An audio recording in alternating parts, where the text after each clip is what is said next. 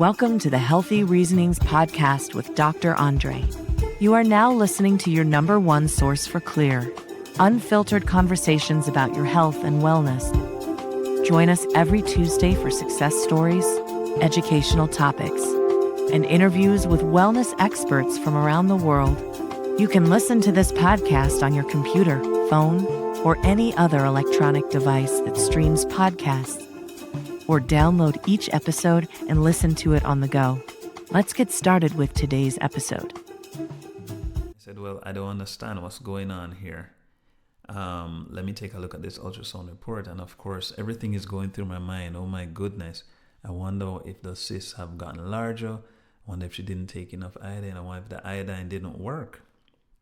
When I opened the ultrasound report, it showed that every single cyst that had been there 6 weeks prior had completely disappeared. Welcome to the Healthy Reasonings podcast with Dr. Andre. You are now listening to your number one source for clear, unfiltered conversations about your health and wellness.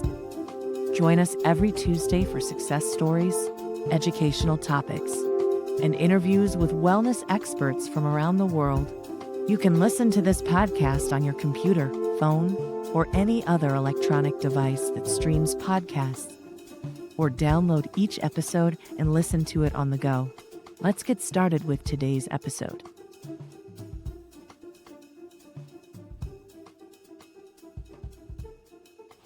And yes, you are right. This is the Healthy Reasonings podcast, your number one podcast for clear, unfiltered information about health and wellness.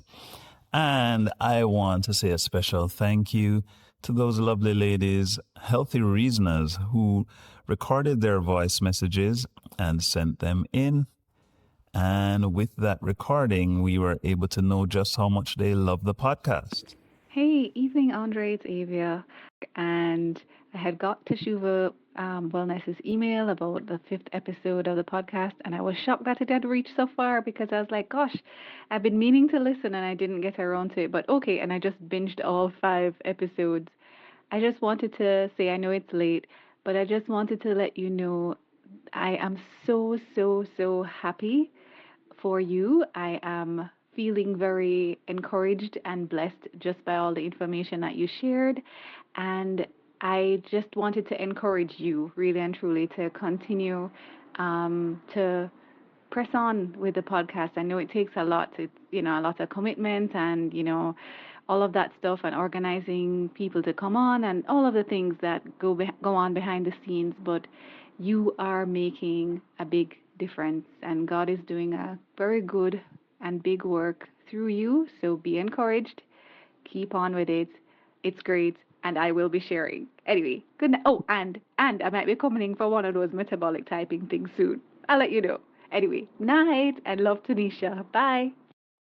Hi, Doc. Just had to let you know that my sister and I listened to your podcast yesterday. We found it very interesting. Love your content and the presentation. It really had my thoughts engaged. Looking forward to number 5. Thanks. I want to encourage you to do the same thing, to record your love for the podcast in voice message form. You can send your voice message in. I think Spotify is the best way to do so. And if you do that, we will be happy to share your voice message on the next episode of this podcast. Oh, I wanted to remind you that I really love doing what I do. And if you needed any proof of that, I wanted to let you know about the circumstances under which I'm recording today's episode. You see, I live in a tropical climate in a country by the name of Jamaica. Beautiful country. And today is a midsummer's day and the electricity is out. So I have no air conditioning here in the studio. And because I believe in the power of nature, I am looking out at a lovely summer day, lots of hills and trees and the beaches in the distance. But the sun is also coming through the window directly at me. And as I mentioned, we are in the middle of an electricity outage. So if you ever had any doubt about how much I love to do this podcast and how dedicated I am to my healthy reasoners, now you know. All right, we are here today to talk a little bit about an interesting topic. And ideally, I had really wanted to put this topic later down in the list of programs or episodes. But I realized recently that I'm seeing more and more women, including my Jamaican women, struggling with this particular problem. And so I thought it might be good to get it all the way up here into the lineup so that we can get this foundational information out of the way real quick so that all my healthy reasoners can be aware of what I'm about to share. Today's topic is iodine deficiency. Iodine deficiency. It's a deficiency of the mineral known as iodine. And I want to make it clear that we're not talking about iron, which is a totally different thing, which is used primarily to help to build up your red blood cell count. And the iron is incredibly necessary for the body's proper functioning. However, we are not talking about iron. We are talking about iodine or iodine, depending on where you're listening. I realize I have to give two pronunciations. However, I'll be sticking with iodine for the rest of the time because that's how I pronounce it. And I think you want me to pronounce it the way that I'm comfortable with. So iodine is a mineral that is vitally important for our health and well-being. Today we're going to be speaking primarily about its importance in women. And because of that, I don't want you to think that it's not important in men. It's just that it's significantly more important in women. And so that's why we're dedicating this episode to the women. So what is iodine? Iodine is one of those elements in the periodic table that is found in group 7. Group 7. And so what that means is it's one of those elements that runs or behaves similarly to other elements of that group. So other elements of that group include fluorine, chlorine, and bromine. I want you to bear that in mind because that's going to become very important moving forward. Fluorine, chlorine, and bromine. And so iodine is extremely important for the health and well-being of all of us, but especially in our women. And where do we get iodine? Let's start off there. Iodine is found, first of all, in areas of the world where the soil is still rich in iodine. Iodine is found in foods that is grown in iodine-rich soil. That's one. But the truth is, the most useful source of iodine, the most likely area you're going to get it, is in seaweed. Seaweed. So let's get straight to the chase, cut straight to the chase. Iodine is going to be found in several different things. And if you are living in an area of the world where your produce is grown in iodine-rich soil, it's likely that you'll be able to get adequate amounts from your regular agricultural produce, the food that you eat, found to a lesser extent in fish and eggs, but found in very high amounts in seaweed. So seaweed includes kelp, and in our culture it includes something called Irish moss or sea moss, which is becoming very trendy lately, and I'm not averse to that trend. I'm actually happy that that's trending right now because it's helpful. The challenge is, for the most part, our agricultural industry, as far as I'm aware, is not keen on replenishing our soils. There was a time where crop rotation was very popular. I'm not an expert, but I don't get the feeling that that's necessarily the case anymore. And so our soils generally don't get the chance to be replenished as much as they used to. As a result of that, iodine-rich soil is not the best place to get your iodine. And of course, seaweed is going to become extremely important. Now, in my culture, it's primarily the men who consume sea moss. We believe that it's important for strengthening the body in men. And so you'll not find as many women consuming Irish moss or sea moss in my culture. I'd love for you to write in and let me know what it's like in your culture, because I know that whilst Jamaica has really good culture, it's not the only one in the world. So let me know what's happening where you are, wherever you are in the world. Leave a comment or send us a message. So let me know your experience with consuming seaweed. If I have listeners in Japan, I'm sure I can already predict what your comments will sound like, but I'd love to hear from you nonetheless. So we know where iodine is found. The second thing we need to talk about is what it is used for in the body. Now, we are all very familiar with the concept of iodized salt, and this was in response, salt became iodized in response to what was happening with the prevalence of something called goiter, where people develop these large thyroid masses, the gland in your neck called the thyroid, because the thyroid was not getting enough iodine. And so we are all pretty much aware of how important iodine is for the thyroid, because we know that we had to iodize our salt some time back to solve that problem. What you may not be aware, though, of is that the fact remains that iodine is also critically important for the good health of the breasts in women, the female breasts, the ovaries, and the uterus. No, I need not specify that I'm speaking about women primarily today, because I just use the words ovaries and uterus. To a lesser extent, the stomach needs iodine, and the sweat glands need iodine as well. And we already mentioned the thyroid. So we know that these organs are critically important for, the iodine is critically important for the good development of these organs. So I want you to track with me for a second now. I want you to imagine two Jamaican children, age 4.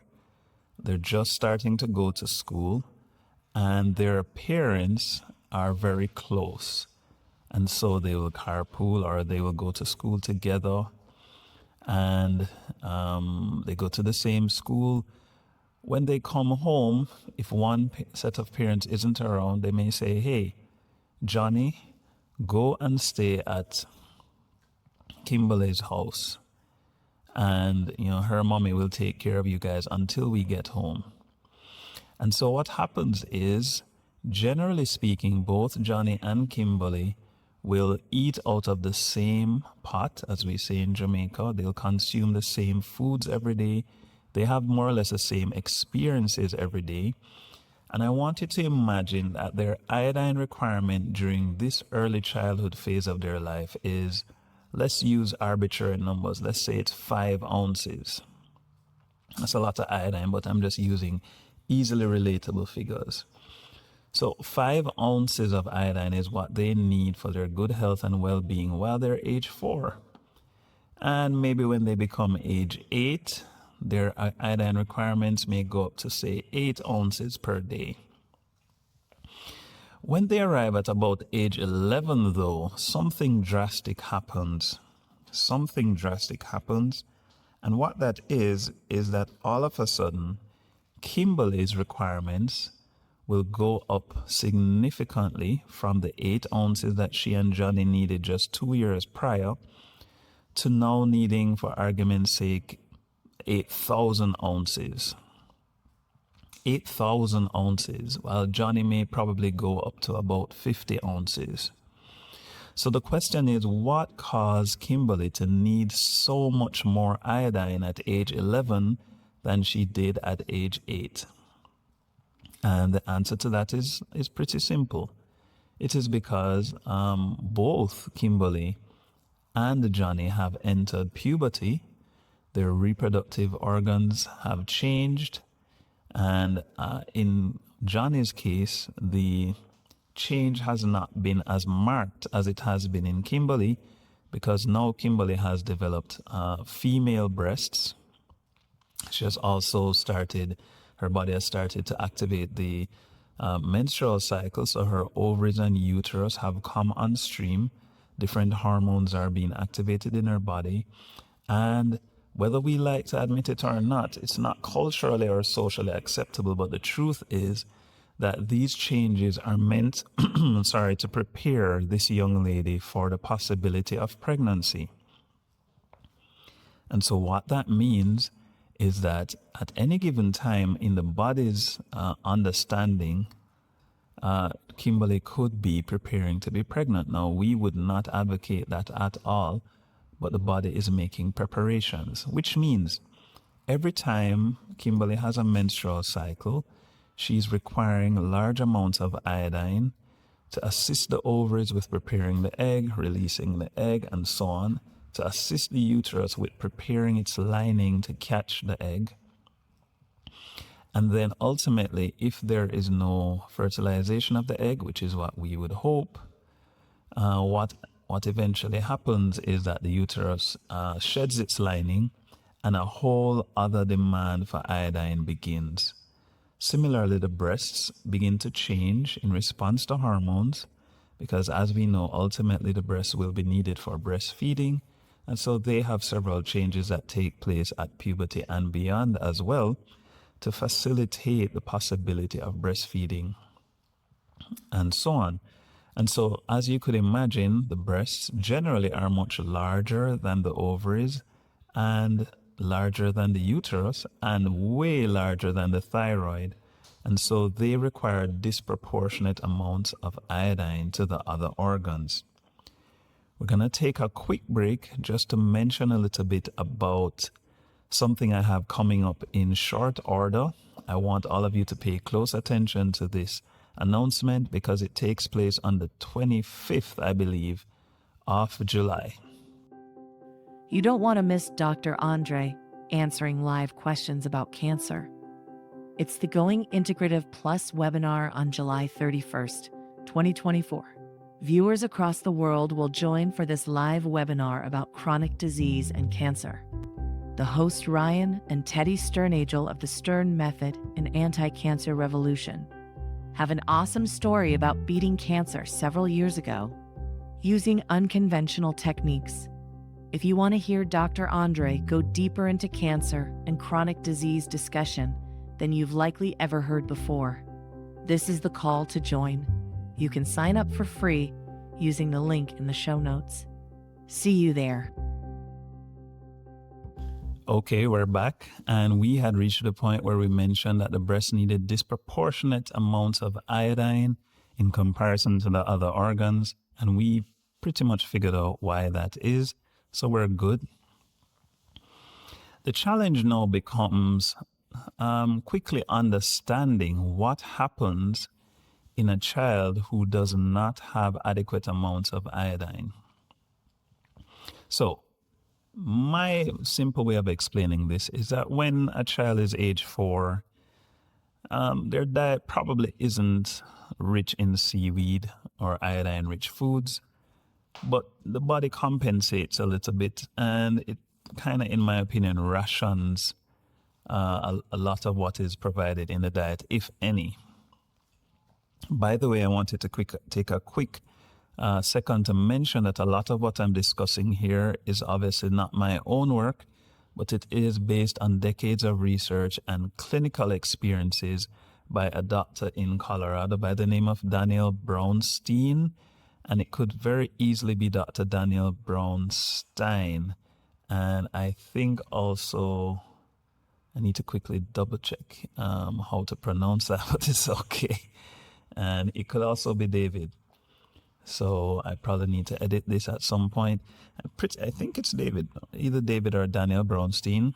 Please don't hold me to it. I'll put the correct links in the show notes, and I hope he isn't offended. He has a pretty awesome book out. If you can get a hold of a copy, it's called Iodine, Why You Need It and Why You Can't Live Without It, I believe. I read it several years ago, and it has changed my practice for the reason I'm about to explain. So if the breasts, ovaries, and uterus pre-puberty are not getting enough iodine, it's usually okay for both Johnny and Kimberly to kind of slide by without having adequate amounts.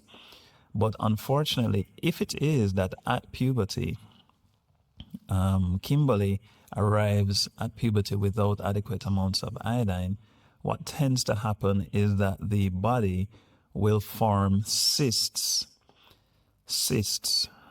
cysts. I try to avoid words with that many S sounds, but that's okay. And these cysts will appear in the organs that I mentioned above. So you may see cysts in the breast, which are classically referred to as fibrocystic disease. You may see cysts appearing in the ovaries, which are referred to as ovarian cysts. And you may see cysts appearing in the uterus, which most people would not recognize in the cyst stage. And of course, you may see cysts occurring in the thyroid. Now, because our salt is iodized, we kind of protect the thyroid in most cases, and you don't see changes in the thyroid until the iodine deficiency is pretty marked.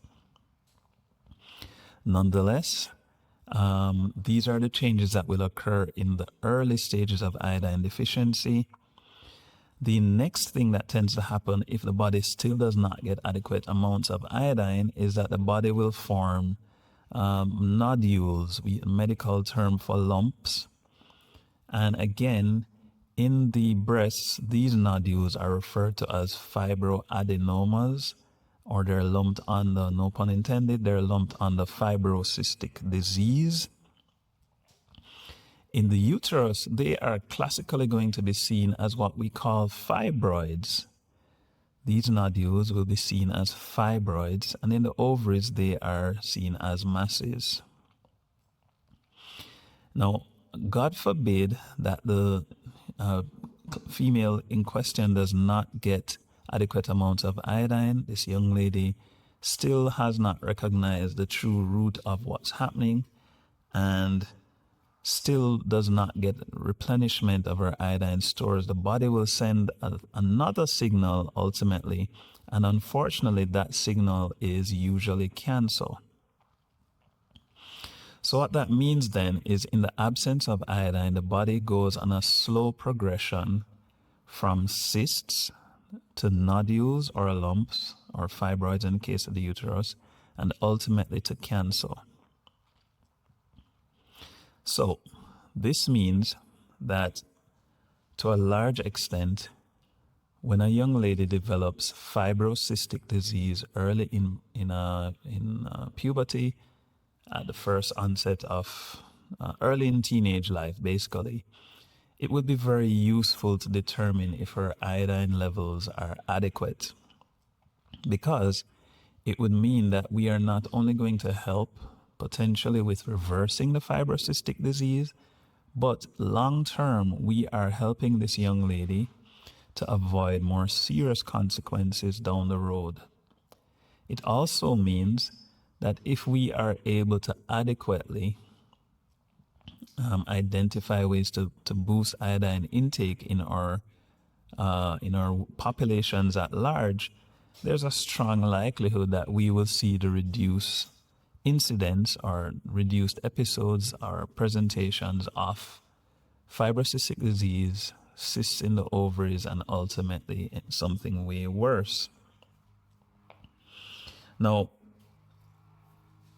there's another layer to this, two more layers to this that we have to go through. But I want to take a moment just to remind you how you can support this podcast. Healthy Reasoners. Remember to subscribe to this podcast so you can be updated as soon as new episodes are ready.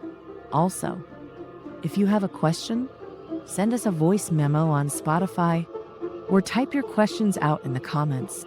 Now back to today's episode. All right, so we are back, and the layout to this whole story makes it very complex. And I'd be happy to hear your comments. I'm always happy to hear when you write back to let me know or leave a voice message to let me know what you're thinking, because I like two-way conversations as much as possible. So please feel free to chime in and let me know what you think. So the other layer is simply this. One, remember we said at the beginning of today's episode that iodine was related to some other elements by the name of chlorine, fluorine, and bromine.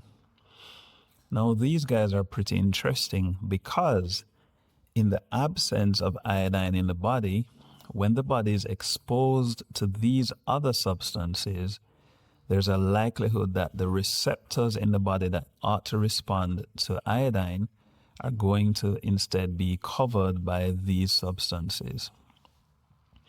So what that means is, in somebody who has less than adequate levels of iodine, they're more likely to have an increased uptake of these other substances.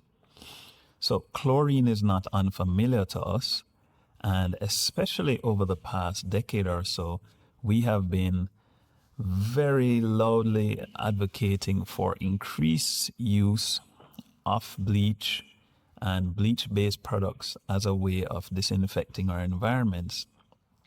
And that's not necessarily a bad thing. However, I know for sure that culturally in Jamaica, growing up in Jamaica myself, we tend to have a very interesting approach to using bleach, because generally I didn't even realize till late in life. I was a curious kid and I did take note of it, but the impact didn't hit me, that there are actually instructions on the back of the bleach bottle. And the instructions tell you how to mix how many parts bleach to how many parts water. But generally, I know for Jamaicans, we tend not to read that very much. And if we read it, we don't adhere to it. We tend to keep adding bleach to the water we're using to disinfect until we can smell the bleach quite clearly. And as you could imagine, in comparison to the actual instructions on the back of the bottle, this is way too much bleach. And so the likelihood is that if you are iodine deficient, you live in Jamaica, you're a Jamaican woman or Jamaican in general, you're probably making the problem worse by using bleach in general, but way more bleach than you should is not going to help because it saturates the body with the wrong thing. The second thing is fluorine. And fluorine classically is not used for our water here in Jamaica. In some places it is used to keep the water disinfected. And so you could see how your exposure could take place there depending on the country you live in. And we all know, of course, that it is also used in toothpaste, classically advocated as a way of preventing cavities and dental caries. We're not going to talk too much about that today, but we could see how you could be exposed to fluoride in that way, which could compete with iodine in your body for the iodine receptors that need to help you to flourish. And finally, bromine, a very interesting one. Bromine you wouldn't expect to be exposed to it every day, and ironically you are, because when you eat pastries, breads, cakes, and so on, especially those that are meant to have a longer shelf life than just a day, what tends to happen is that the baker tends to use something known as potassium bromate or potassium bromide. And what this is intended to do, as I understand it, is to help the dough to be easier to maneuver when they're preparing the flour-based product. And generally what it also does is it's referred to as enriched. When you look at it, you'll generally see the word enriched wheat flour mentioned. And I understand that in some cases vitamins are added, but my experience has been that we're actually not enriching the flour, because when we add bromide to flour and people consume that bromide, and if those people tend to be iodine deficient, such as our fictional Kimberly was, then what will happen is we will have them having inadequate amounts of iodine, and too much bromine, which then saturates their body again with the wrong chemical. There's one last layer that we need to discuss about how complicated this thing can be. And then I'm going to tell a few patient stories and we will be done. I look forward to your comments this time around because this is a hot topic. So I want you to imagine with me then that Kimberly, for whatever reason, does not find out that she is iodine deficient until late in life, which is unfortunately my experience. And by the time Kimberly hits age 30, 35, Kimberly's experience is likely to have been, painful periods, difficult periods, perhaps experiencing something known as polycystic ovarian syndrome or PCOS.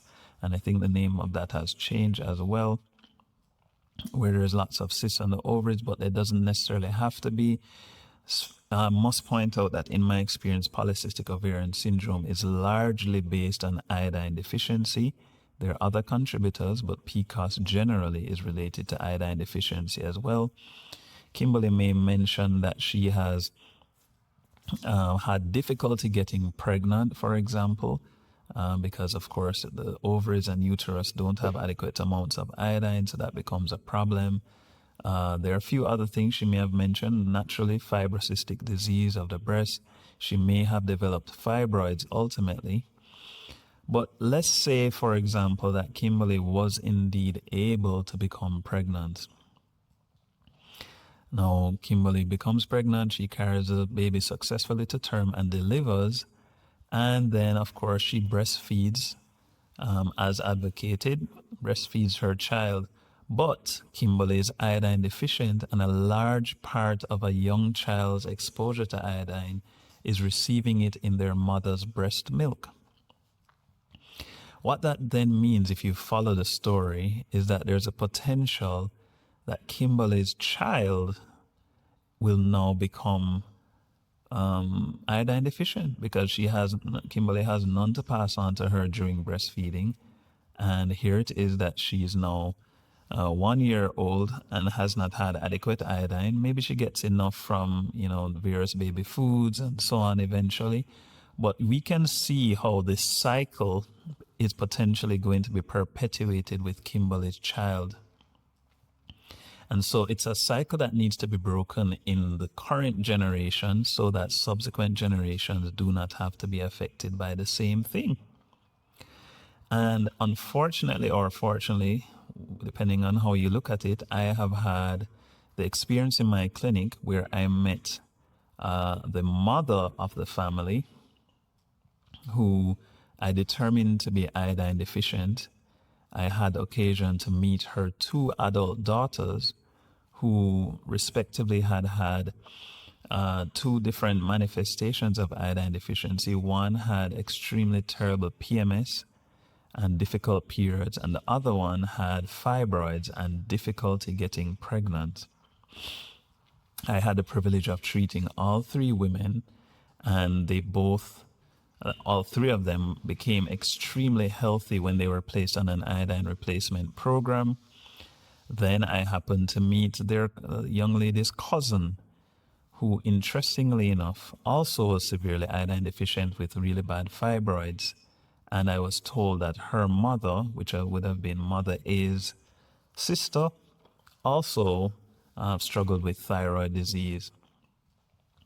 So if you are tracking with me, what you'll realize then is that we have identified in one family in our clinic two generations who struggle with iodine deficiency, likely on the background of their mother, the generation not mentioned, meaning Mother A's mother, who was also probably iodine deficient as well and made Mother A iodine deficient, which she then was made her unable to pass on anything to her adult children. So we have 5 members of one family, all related, all women, with iodine deficiency. Another exciting story that I'll always tell when I tell the story of iodine deficiency is a young lady I met who came to see me because she had a lump in her breast. She had the lump evaluated and it was found to be a fibroadenoma, not malignant, not serious, but needed some attention. And I was sharing a little bit of this background with her, and she said, you know, Doc, it's a very interesting thing that when I, sorry, she said she had been accepted to do a teaching program, one of those English where she goes to another country and teaches them English. Can't remember the name of it. But she went to Japan. And she said, Doc, would you believe that for the 2 years I spent in Japan, I had absolutely no problems with this lump. It totally disappeared. It is when I returned to Jamaica that I found that the lump came back. And I said, well, I know that these lumps don't have a GPS system. So tell me a little bit about what you ate while you were in Japan. And she said, oh my goodness, Doc. All they had available for me to eat half the time was seaweed because I didn't know what the other things were. So I just ate a lot of seaweed. And I said, well, there you have it. We now know why you did so well in Japan.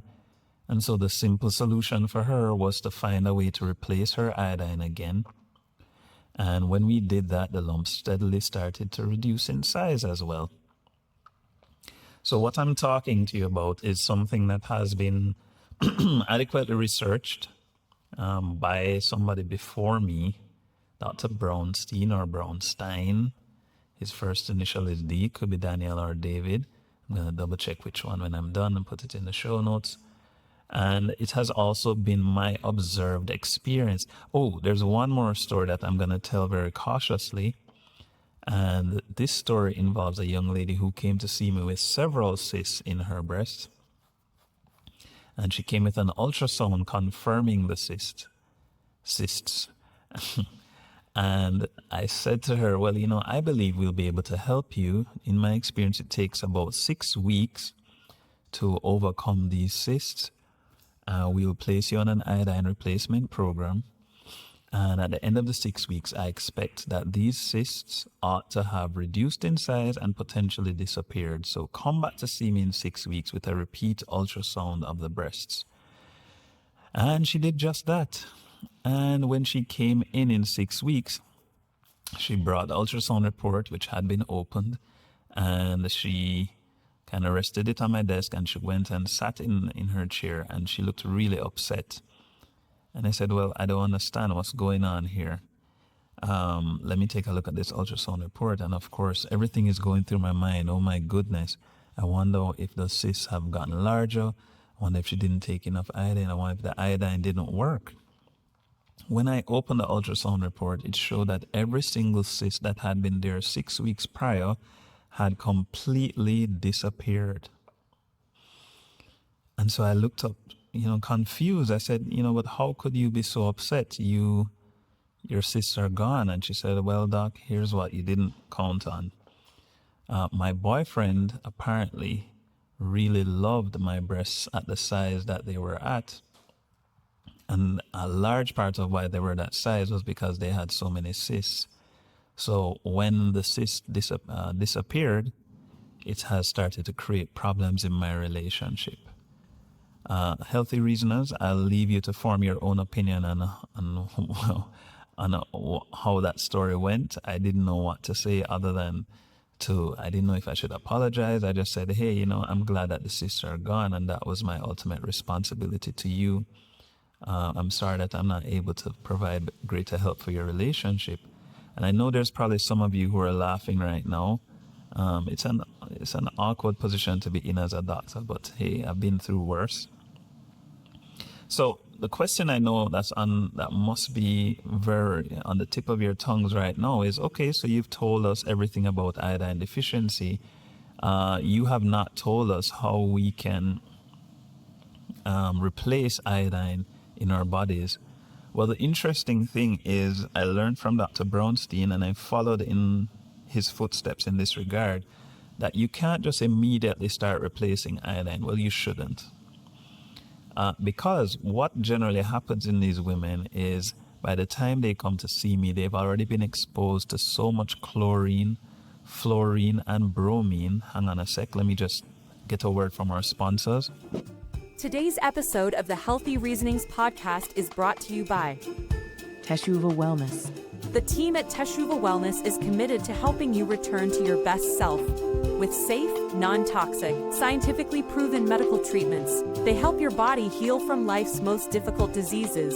A team of medical professionals is ready to walk with you on your journey back to wellness. Visit their website today at teshuvawellnessja.com or call 1-876-787-8197. That's 1-876-787-8197. Teshuva Wellness. Return to your best self. Now back to today's episode. All right. So what we say then is if you are iodine deficient, all of those chlorine, bromine, and fluoride deposits in your body, if we immediately expose it to iodine, the likelihood is that your body will become overwhelmed. It will flush all of those receptors, and all of those toxic compounds will suddenly be flushed into the bloodstream. And that's not really a good thing, because it took years for them to build up in that way. And now we're asking them all to be flushed out suddenly. They have to exit via way of the kidneys, and that's not really the best move. So what we do is, generally at Teshuva, we place you on a 2-week protocol of some specific supplements to prepare your body for iodine and to safely get those old toxic deposits out. And having done that, we then slowly replace your body's iodine levels using a specific brand and administration of iodine to get your levels back up quickly. And I know the last question you're going to have is, how do I test if my iodine levels are low? And there is one gold standard way to test, which is to test the urine at 2 specific labs.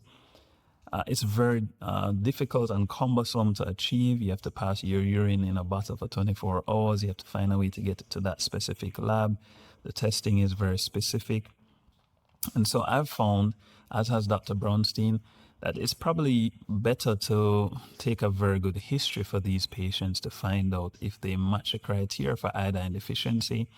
And if they do, then we start preparing them for the program, because iodine, after all, is ultimately harmless. It has been demonized in medical literature, but if we go back to our basic medical science, it is relatively harmless, and it will be excreted or passed out by the body comfortably. So if you want to hear more about that, you probably should get in touch with me otherwise, I guess. And I think this would be a good time to quickly remind you that the medical advice being given here is not advice intended to be used for your specific medical condition. It's ultimately just information that is being shared. And as a result of that, if you have a specific medical concern, please do not use this advice as applicable to your concern, but seek care from your own physician or find a physician that you trust to help you. Actually, we've reached to the end of today's episode. I know I may have created additional questions. If you have additional questions, please feel free to send them in.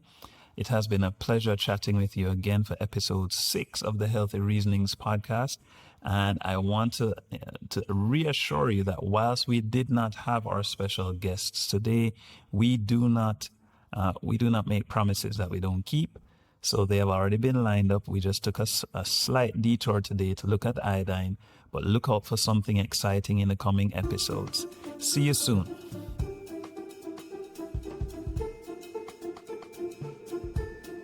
Thank you for listening to another episode of the Healthy Reasonings podcast.